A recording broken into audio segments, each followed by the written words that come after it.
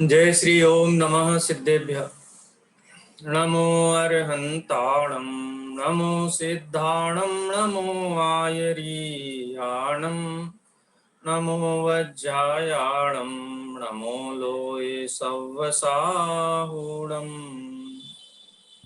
वन्दित्तु सव्वसिद्धे धूमचलमणोभवं गदिं पत्ते वोच्छामि समय पाहुड मिणमो सुध केवली भणिदम् नमः समय साराय स्वानुभूत्या चकासते चित् स्वभावाय भावाय सर्वभावान्तरक्षिते।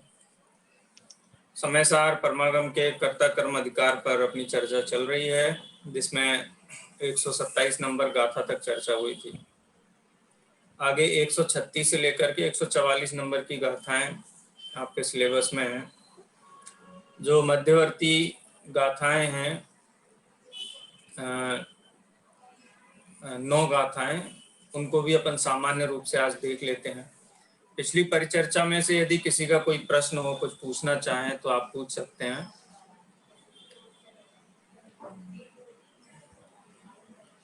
ठीक है, चलिए आगे बढ़ते हैं 128 नंबर की गाथा से।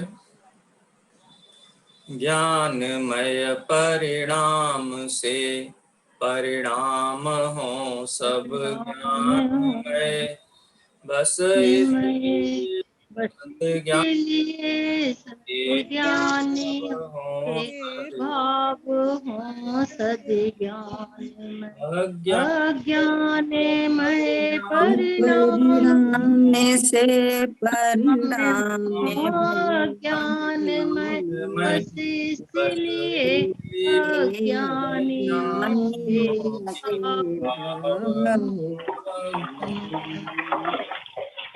गाथाओं के प्रश्न के सभी भाव ज्ञानी के सभी भाव ज्ञान में और अज्ञानियों के सभी भाव अज्ञान में होते हैं। उसी बात को गाथा सूत्र के माध्यम से आचार्य देव ने यहाँ पर पुष्ट किया है। यानी जीव अपने कार्य में सदा जागृत हैं, चेतन भाव के प्रति उनकी जो जागरूकता है, चैतन्योन्मुखी परिणाम ही उनको उत्पन्न होते हैं और वो चैतन्योन्मुखी परिणाम संसार से पार उतारने वाले हैं, दुख को दूर करने वाले हैं, मोह राग द्वेष का निराकरण करने वाले हैं। इसलिए वो भाव ज्ञान में ही हैं। होते हुए राग द्वेष परिणाम भी ज्ञानी जीव के लिए आगामी संसार के कारण न होने से उन भावों को भी उपचार से ज्ञान में कहा गया है। क्योंकि वैसे तो मोह राग द्वेष परिणाम ज्ञानी के हों या अज्ञानी के हों, आश्रव बंध तो होता ही है। ज्ञानी के श्रद्धा, ज्ञान और चारित्र संबंधी जो निर्मल परिणति है वो निर्बंध अवस्था है। ये बात हमने प्रसाद सिद्धि उपाय में भी पढ़ी थी। एनान सेनस्तु राग तेनान सेनस्य एनान सेनस्तु दर्शन तेनान सेनस्य बंधनम नास्ति एनान सेनस्तु राग तेनान सेनस्य बंधनम भवति। इसी प्रकार की तीन छंद वहां पर दिए गए थे ज्ञान और चारित्र के संदर्भ में भी।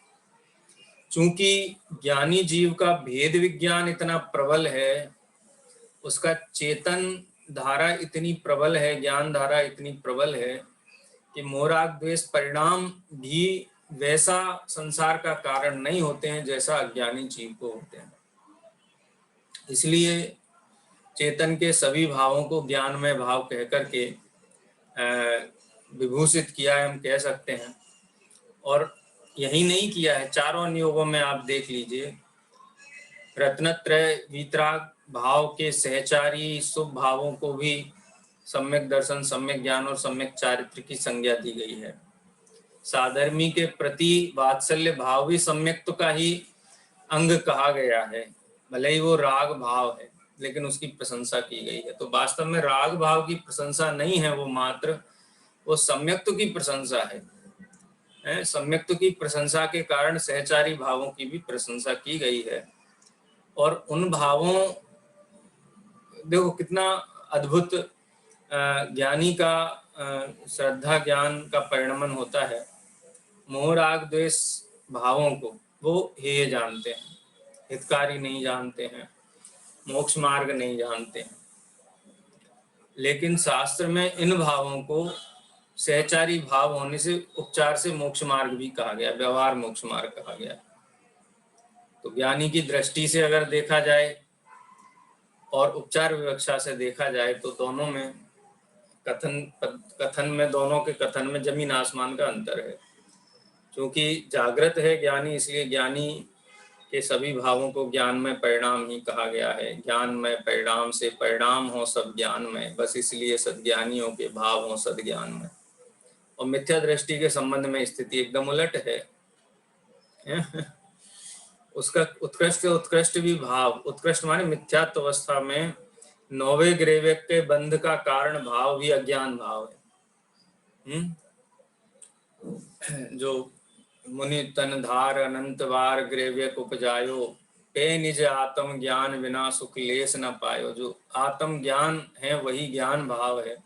जिस ज्ञान में आत्मा का श्रद्धान ज्ञान है वो ज्ञान भाव है।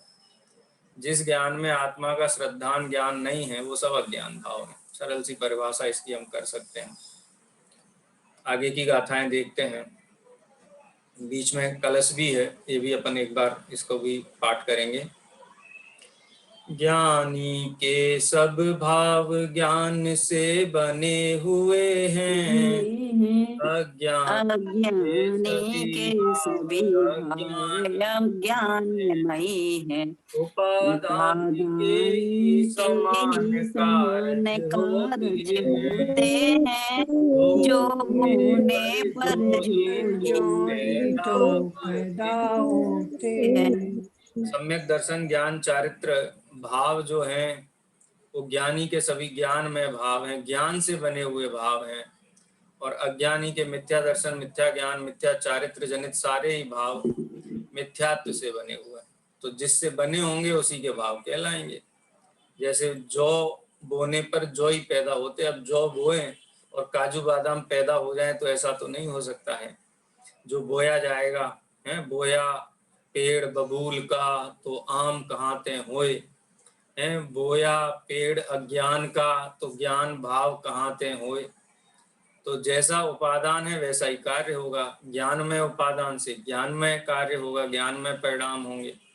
अज्ञान में उपादान से अज्ञान में भाव होंगे। तो इस प्रकार से यहाँ पर भी इसी बात को आचार्य देव कहते हैं। तो क्या करे अज्ञानी है, अज्ञानी शिकायत करे कि हम तो कुछ भी करें, तुम तो हमको अज्ञान के कोटे में डाल देते हो, ये तो अन्याय है। तो कहते हैं कि तुमको कौन कहता है अज्ञानी रहो, तुम ज्ञानी बन जाओ ना, है ज्ञान तत्व हो तो ज्ञानी बन जाओ।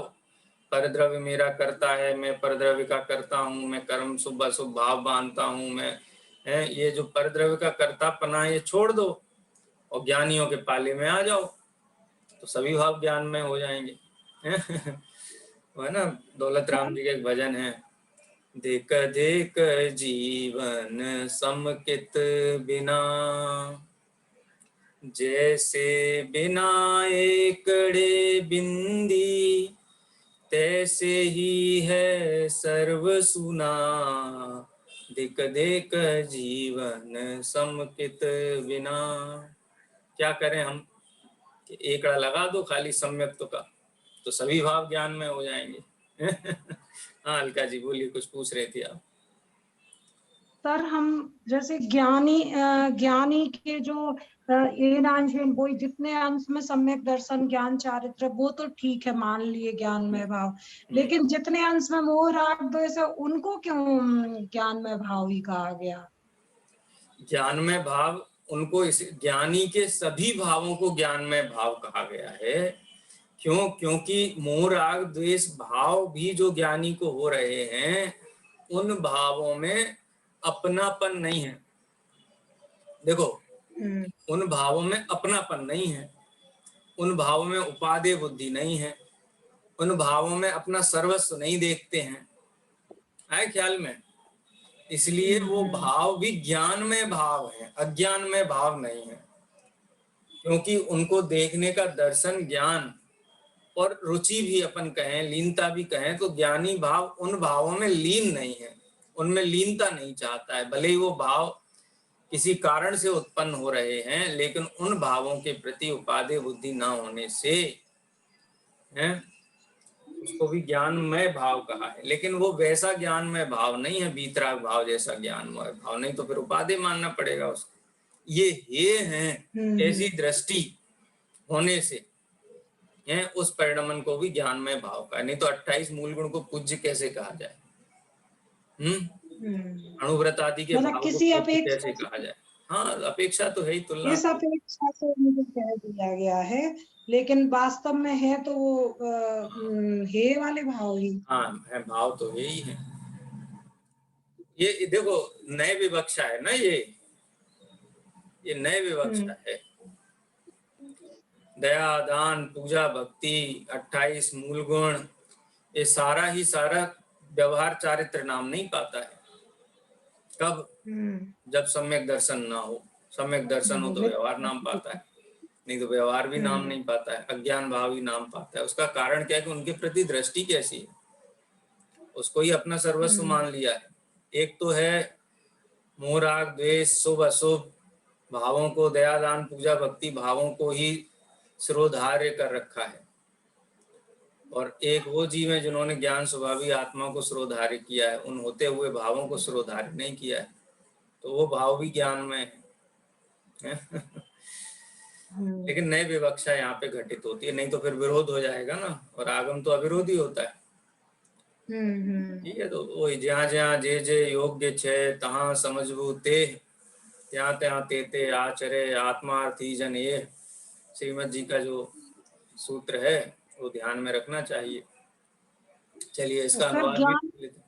ज्ञानी के विषय भोग निर्जरा के कारण है, तो उसके विषय कैसे निर्जरा के कारण? इस अपेक्षा से कि अब वो आगे नवीन बंद नहीं करेगा। हाँ, जो है वो भोग ले। ज्ञानी के विषय निर्जरा के कारण है, इसकी विवक्षा समझना चाहिए, क्योंकि दृष्टि प्रधान ग्रंथ है समय सार। अब दृष्टि को गौण करके ये कथन करोगे तो बात सिद्ध नहीं होगी। दृष्टि प्रधान ग्रंथ है, श्रद्धा प्रधान ग्रंथ है, यहाँ श्रद्धा के ही गुणगान गाए गए हैं। तो श्रद्धा क्या कहती है ज्ञानी जीव की? ये तो पूर्वकृत जो शुभ भाव थे उनका निमित्त पाकर के जो साता वेदनीय आदि घातिया कर्म अघातिया प्रकृतियों का बंद हुआ है, उनके उदयभूत ये सामग्री प्रकट हुई है, उदयभूत सामग्री प्रकट हुई है। और चारित्र मोह जो है उसका भी जो विद्यमान है, वर्गणाएं वो उदय में आती हैं, तो वो मतलब उनके, क्योंकि विषय का सेवन भी होने के लिए कोई ना कोई तो राग भाव भी होना ही चाहिए ना, बिना राग के तो नहीं होगा विषय आदि का सेवन। कहीं ना कहीं कोई ना कोई निमित्त नैमित्तिकपना तो होना चाहिए। वो होते हुए भी श्रद्धा में जो परिणमन चल रहा है, श्रद्धा के एंगल से ज्ञानी अगर उन विषय भोगों को देखता है, उनका विचार करता है, अपने राग भाव का विचार करता है, तो उससे भिन्न अनुभव करता है अपने आप को। तो क्या होता है उससे? श्रद्धा संबंधी बंध नहीं होता है, हैं? तो वो क्या है? इस अपेक्षा से निर्जरा रूप कहे गए हैं। लेकिन सर्वथा बंध नहीं होता है, ये बात नहीं। सर्वथा बंध का निषेध नहीं है, लेकिन जो अनादि काल से परिपाटी थी ज्ञानावरण दर्शनावरण आदि प्रकृतियों की, तो वो परिपाटी वैसी अज्ञानी जीव के जैसी नहीं है। अल्प अनुभाग अल्प स्थिति वाले ही कार्माण वर्गणाएं का प्रदेश बंद होता है, तो इसलिए उसको बंद नहीं है, इसी प्रकार से ट्रीट किया गया है। आप ऐसा ही समझ लीजिए, जिस पे अरबों रुपए का कर्जा चढ़ा हुआ था, अब थोड़ा बहुत रह गया 100-400 रुपए का, तो उसको कर्जा नहीं कहते हैं। तो विवक्षा है इसमें भी। और दृष्टि में इतना मुक्त है ज्ञानी, तो दृष्टि मुक्ति की प्रधानता है उसको, और भेद विज्ञान चल ही रहा है उन भावों का, तो वो भाव रिपीट नहीं होंगे आगे, अनुबंध नहीं होगा उनका। चलिए आगे इसको देखते हैं। आचार्य पंडित बनारसी दास जी का इसका अनुवाद है इसी कलश का। दया दान पूजादिक विषय कसायादिक दो कर्म बंध कर्म बंध को ते एक हेतु है। फिर से पढ़ते हैं, थोड़ी लय उसकी डिस्टर्ब हो गई। दया दान पूजादिक विषय कसायादिक दो कर्म बंध ते दुहु को एक हेतु है। ज्ञानी मूढ़ कर्म करत जिसे एक से पे परिणाम भेद न्यारो फल देतु है। ज्ञान व्रत करनी करे पे उदासीन रूप ममता न धरे तबे निर्जरा को हेतु है। बहे कर मूढ़ करे पे मगन रूप अंध भयो ममता संबंध फल लेतु है। क्या आधार क्या है कि वही जो एकत्व ममत्व कर्तृत्व भोक्तृत्व, ये चार जो कुबुद्धियां हैं, वो चार कुबुद्धियां अज्ञानी को हैं। इसलिए अज्ञानी क्या करता है, मूढ़ है, मगन होकर के इन परिणामों को ही अपना सर्वस्व मानता है, इसलिए बंद होता है। और ज्ञानी जीव है, इनमें होते हुए रागादि भाव में एकत्व ममत्व कर्तृत्व भोक्तृत्व रूप बुद्धि ना होने से, श्रद्धा ना होने से उदासीन है। और उदासीन रहता है तो निर्जरा का ही हेतु है। जैसा कर्म उदय में आया है, जैसे परिणाम राग द्वेष आदि भाव रूप हुए, आगामी बंध उस रूप नहीं होता है, इसीलिए उनको निर्जरा रूप कहा गया है। ये तो हम पढ़ते हैं ना कि सम्यक दृष्टि जीव को निर्जरा होती है, और असंख्यात गुणी निर्जरा के स्थान हमने तत्वार्थ सूत्र में पढ़े हुए हैं। तो दुकान पे बैठा हुआ भी पंचम गुण स्थानवर्ती निर्जरा करता है, आहार लेते हुए भी मुनि भगवंत निर्जरा करते हैं, और अज्ञानी जीव अनशन करता हुआ भी कर्म का बंध करता है। उसका कारण क्या है कि ज्ञानियों की वृत्ति उदासीन है और अज्ञानी जीव इन्हीं विभाव परिणामों में मगन है। पर द्रव्य और पर द्रव्य के लक्ष्य से होने वाले परिणामों में मगन है। ये मगनताई जो है ना, यही सबसे ज्यादा खतरनाक है, और इसी के कारण बंद होता है। चलिए आगे देखते हैं अगली गाथाओं में। गाथा 130-31। अब दृष्टांत दिया, अभी सिद्धांत बतलाया ना, अब दृष्टांत दिया। सरल है बहुत, प्राकृत भाषा भी लोक भाषा है, और आचार्य कुंद कुंद देव सामान्य जन सामान्य को समझा रहे हैं। तो पंडितों की सभा में ये उपदेश नहीं है, उनके दृष्टांतों से बात हमको भली भांति ज्ञात होती है। स्वर्ण निर्मित कुंडलादि स्वर्णमय ही हो सदा, लोह निर्मित कटक आदि लोहमय ही हो सदा। इस ही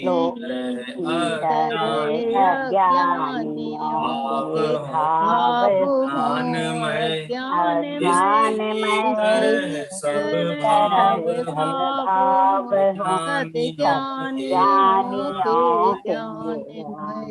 इसमें भी व्याख्या की आवश्यकता नहीं है। दृष्टांत है, सोने से क्या बनेगा, सोने से तो आभूषण ही बनेंगे सोने के।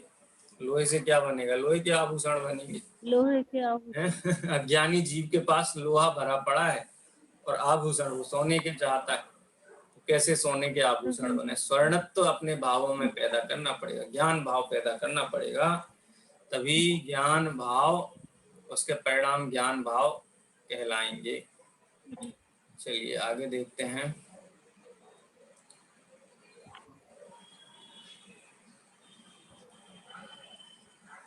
कलश है,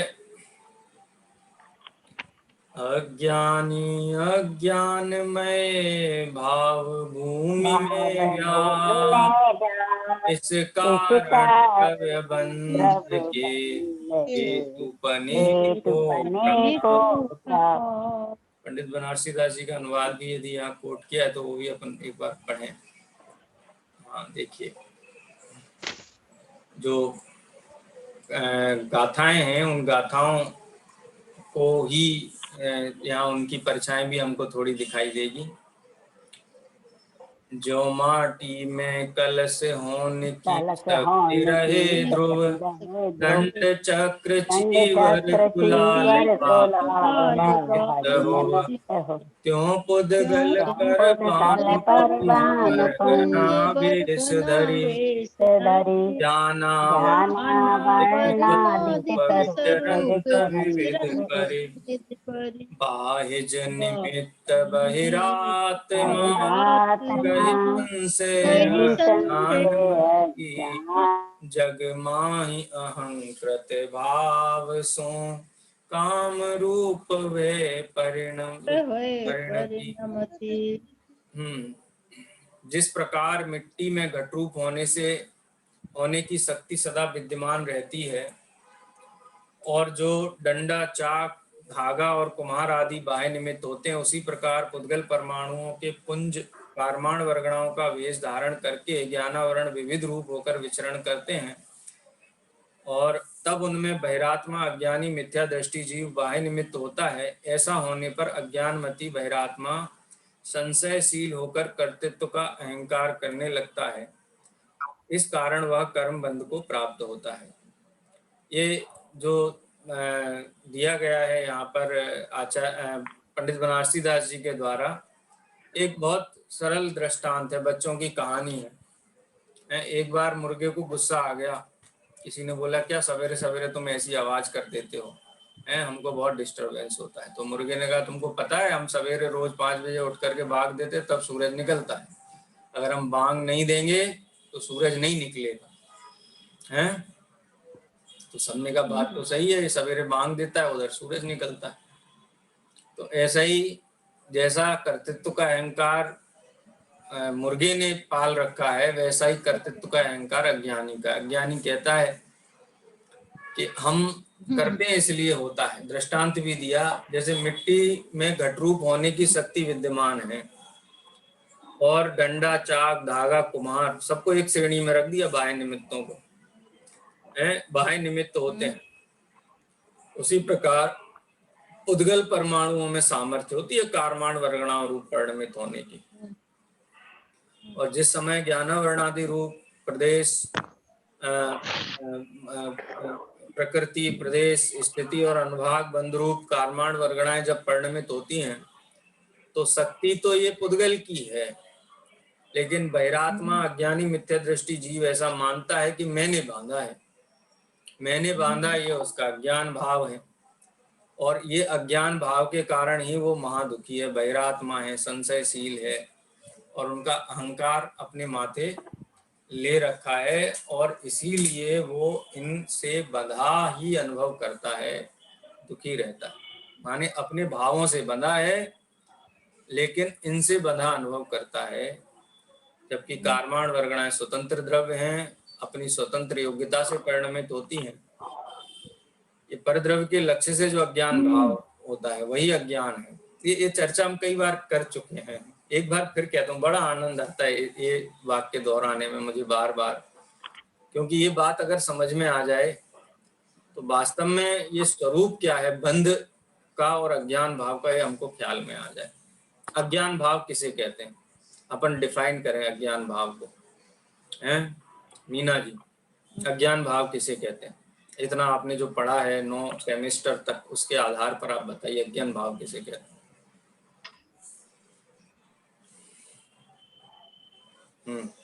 कोई और भी बोलना चाहे तो अनुमति है बोलने की। सर, पर भाव, अपने भावों को छोड़कर पर के भावों का कर्ता बनना अज्ञानता है। अज्ञान भाव क्या है? स्वयं का स्वभाव जानना, देखना है, उसको तो नहीं करना, उसको देख मतलब जानते देखते हुए भी पर में अहम और कर्तृत्व मान्यता रखना, पर को मैं करता हूँ। बहुत बढ़िया। अपना स्वभाव तो ज्ञान स्वभाव ही आत्मा है, अपने स्वभाव को छोड़कर बाकी तो सब में नहीं देगा, और पर के परिणाम मानने की कोशिश करेगा। ठीक है, देखो इसको एकदम सरल भाषा में और अपन करें, मतलब एकदम स्पष्ट हो, अज्ञान भाव का स्वरूप क्या है।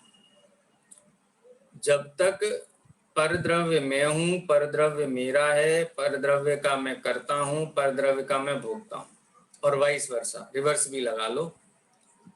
परद्रव्य मैं हूँ, मैं परद्रव्य का हूँ, परद्रव्य मेरा करता है, परद्रव्य मेरा भोगता है। ये चारों ही चीजें वस्तु स्वरूप नहीं है। परद्रव्य और मेरा एकत्व तो नहीं हो सकता, मैं नहीं हो सकता, क्योंकि दोनों भिन्न भिन्न द्रव्य हैं। परद्रव्य मेरा नहीं हो सकता, क्योंकि परद्रव्य के साथ मेरा कोई संबंध ही नहीं है। तो हो ही नहीं सकती है जो चीज, उस चीज को मानना, इसका नाम अज्ञान भाव है ख्याल में? जो चीज वस्तु का, जैसे गाय है, गाय को सिंह मानना, शेर मानना, ज्ञान भाव के अज्ञान भाव है? अज्ञान भाव है। अज्ञान भाव ना, अज्ञान भाव। तो ज्ञानमय भाव के लिए क्या करना पड़ेगा? जो है वैसा मान जो लो, स्वीकार करना पड़ेगा।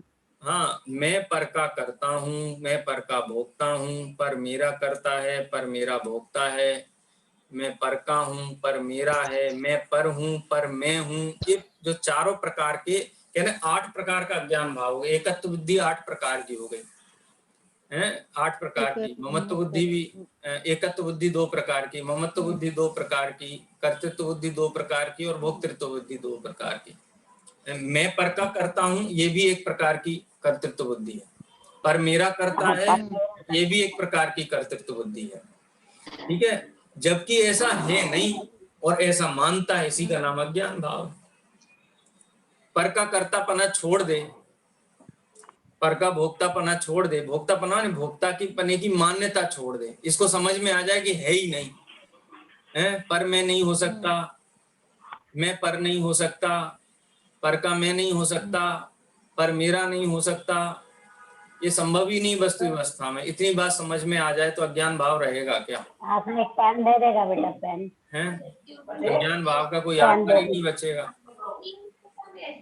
तो अज्ञान भाव वस्तु का स्वरूप न समझने से उत्पन्न हुआ है। वस्तु का स्वरूप समझ में आ जाए तो अज्ञान भाव नहीं रहेगा, ज्ञानमय भाव हो जाएगा। 132 से 136 नंबर की गाथा देखते हैं। ये सिलेबस में है क्या?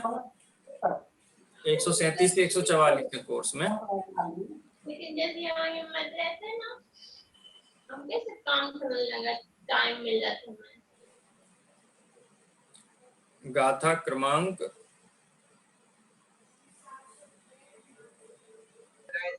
136 से 44 है। 136 से 44 है ना। ये जो सेट है ये 136 गाथाओं तक है। खैर इसको भी अपन देख लेते हैं।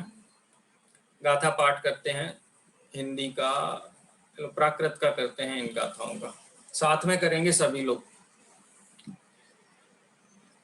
अन्नानस्स उदवो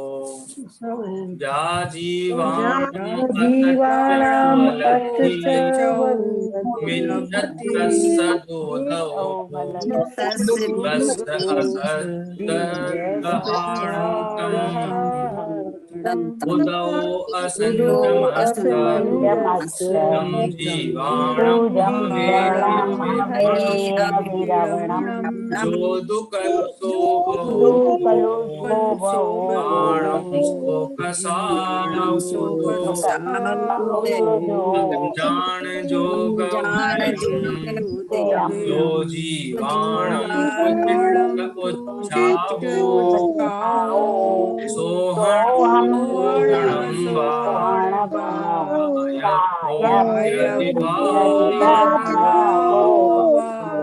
ए देशु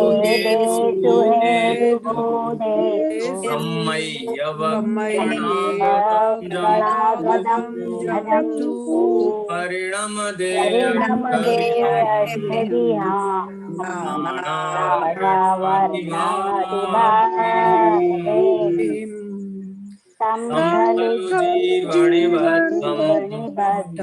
कम्मयि भक्कणागतम्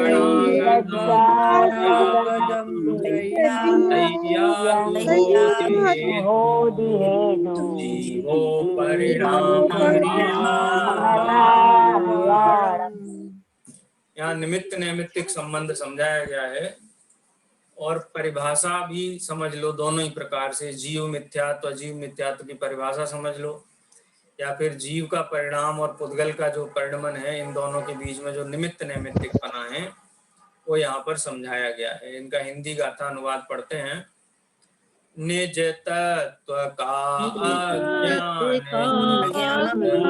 उदय अज्ञान का, निज तत्व का असंधान बस उदय है मिथ्यात्व का। अविरमण बस अस्यम का उदय है, उपयोग कीन सायों का उदय है। सूर्यास्त के तापे सदा गति में गति में है, वही उदय है योग निमित्त से योग से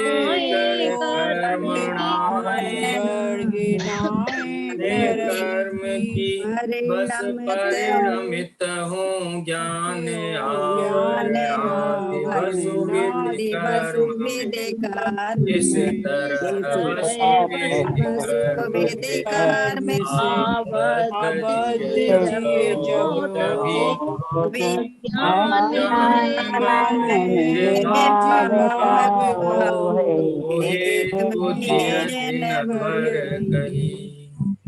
यहाँ पर परिभाषित किया गया है अज्ञान क्या है। सबसे पहले कि निज तत्व का अज्ञान ही बस उदय है अज्ञान का। निज तत्व माने अपने आत्म स्वरूप के संबंध में अजानपना, उसको ना जानना, एकत्व विभक्त आत्मा को ना जानना, यही अज्ञान का उदय है, यही अज्ञान भाव है। यदि जीव के परिणाम की ओर से देखा तो ये अज्ञान है, और कर्मों की दृष्टि से देखा जाए तो इसको कहते हैं अज्ञान का उदय है, मिथ्यात्व का उदय। निज तत्व का अब ये जो पहला जो शब्द है ना अज्ञान, ये अज्ञान शब्द व्यापक है। अज्ञान नाम का कोई कर्म नहीं है, ये पैकेज है। अज्ञान पूरा पैकेज है। अज्ञान का मतलब मिथ्या दर्शन, मिथ्या ज्ञान और मिथ्या चारित्र का पैकेज, इसको अज्ञान कहते हैं। अब एक एक को देखें तो निज तत्व का अश्रद्धान ही बस उदय है मिथ्यात्व का। आत्मा का श्रद्धान नहीं होना। तो अपन कहेंगे पर का अश्रद्धान चलेगा क्या? तो जहाँ आत्मा का श्रद्धान है वहाँ पर का भी श्रद्धान गर्भित है, क्योंकि मैं कौन हूँ ये मालूम है, तो मैं में पर शामिल नहीं है, तो पर का पर रूप श्रद्धान हो जाएगा। जैसे सोसाइटी में अपने घर का पता अपने को है, तो दूसरे घरों का पता है कि नहीं? कि हाँ पता है ना। क्या पता है? कि दूसरे का घर मेरा घर नहीं, मुझे दूसरे के घर का भी पता है। ठीक है ना। इसलिए निज तत्व का अश्रद्धान, निज तत्व की जिनको खबर नहीं है, अश्रद्धान है। इस अश्रद्धान को कहा जाए, देखा जाए तो दर्शन मोहनी का उदय, इसको मिथ्यात्व का उदय भी हम कह सकते हैं। एक जीव का भाव है, एक कर्म का भाव है, लेकिन इन दोनों में क्या है? निमित्त नैमित्तिक पना है। जितने डिग्री का जीव का परिणाम है उतना ही डिग्री का कर्म का उदय है, अनुभाग है। वृत्ति भर भी कम और ज्यादा नहीं तो निमित्त नैमित्तिक पना घटित नहीं होगा। देखो कर्म का जैसा उदय आया है या कर्म का जैसा उदय है, जीव का परिणाम वैसा ही होता है कि कम होता है कि ज्यादा होता है? कैसा होता है? जैसा उदय है वैसा ही परिणाम होता है, बिल्कुल डिट्टो, रत्ती भर भी फर्क नहीं होता है ना ख्याल में। तो निज तत्व का अश्रद्धान माने जीव का जो श्रद्धा गुण का विपरीत परिणमन है, ऐसा जितना विपरीत परिणमन होता है उतना ही मिथ्यात्व नाम के कर्म का उदय होता है। 1 लीटर में 1 लीटर दूध आता है, वो भरा हो तभी वो 1 लीटर कहलाता है। ऐसे ही 1 लीटर मिथ्यात्व कर्म का उदय है तो 1 लीटर ही उसको अश्रद्धान भाव है, अथवा ऐसा कहें कि 1 लीटर अश्रद्धान भाव है तो 1 लीटर ही कर्म का उदय। ऐसा नहीं अश्रद्धान भाव 800 ml का है और उदय 1 लीटर का है। ये बिल्कुल डिट्टो निमित्त नैमित्तिकपना, क्योंकि कारणों को अन्वयी कहा है। उपादान कारण भी अन्वयी है कार्य में और निमित्त कारण भी अन्वयी है कार्य में। जैसे उपादान के अनुपस्थिति में कार्य होना संभव नहीं है, उसी प्रकार निमित्त की अनुपस्थिति में भी कार्य नहीं होता। लेकिन निमित्त करता नहीं है क्योंकि निमित्त स्वयं उस कार्य रूप परिणमित नहीं हुआ है, उपादान ही उस कार्य रूप परिणमित हुआ है। तो ये जो परिभाषा दी है आचार्य देव ने, इसको अपन करना नियोग की दृष्टि से भी देख सकते हैं। उसके बाद अविरति की परिभाषा दी है। अविरमण का सद्भाव ही बस असंयम का उदय है। दर्शन मोहनी का उदय कहते हैं, संयम का उदय कहते हैं। जितना इसको अविरमण का परिणाम है उतना ही इसको असंयम का उदय है। कसाय किसे कहते हैं? उपयोग की कलुषता ही कसायों का उदय है। उपयोग की कलुषता, उपयोग की कलुषता किसे कहेंगे? ज्ञान दर्शन के व्यापार को उपयोग कहते हैं।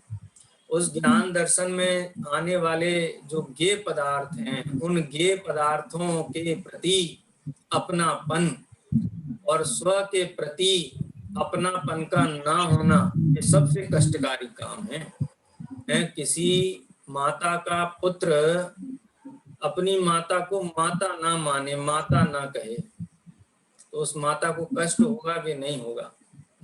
ऐसा ही जो चैतन्य आत्मा की जो पर्याय पर में रमण करे, अपने को अपना ना माने, अपने को अपना ना कहे, अपने को अपना ना जाने, अपना पन करके उसमें रत ना रहे, तो ये कष्ट का ही कार्य है ना, स्वद्रव्य है पर्यायों के लिए।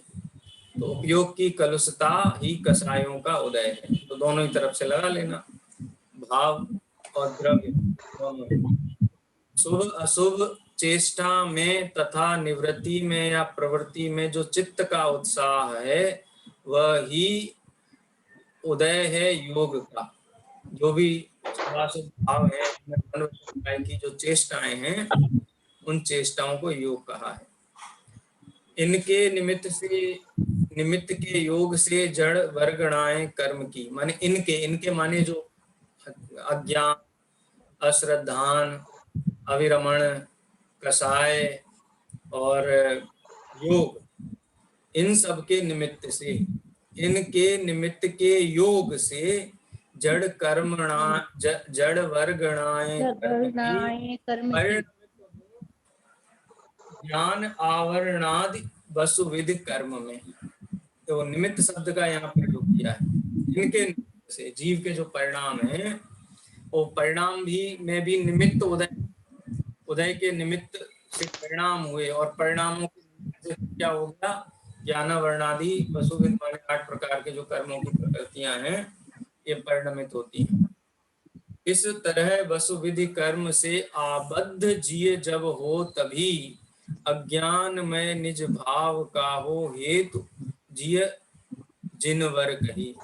और इस प्रकार से अज्ञान सहित इन 8 प्रकार के कर्मों से जीव बंधा रहता है, अपने को बंधा अनुभव करता है, तब इस जीव के भाव अज्ञान में भाव कहलाते हैं। अज्ञान में निज भाव का हो हेतु जिनवर जिय जिनवर कही। जीव इन 8 कर्मों के निमित्त से अज्ञान भाव को प्राप्त होता है, अथवा जीव के इन अज्ञान भावों के निमित्त से 8 प्रकार के कर्म बंधते हैं। इस प्रकार से इस जीव का संसार का परिभ्रमण निरंतर चलता रहता है। लेकिन दोनों द्रव्य स्वतंत्र हैं। अज्ञान भाव रूप परिणमित होता हुआ जीव स्वतंत्र है।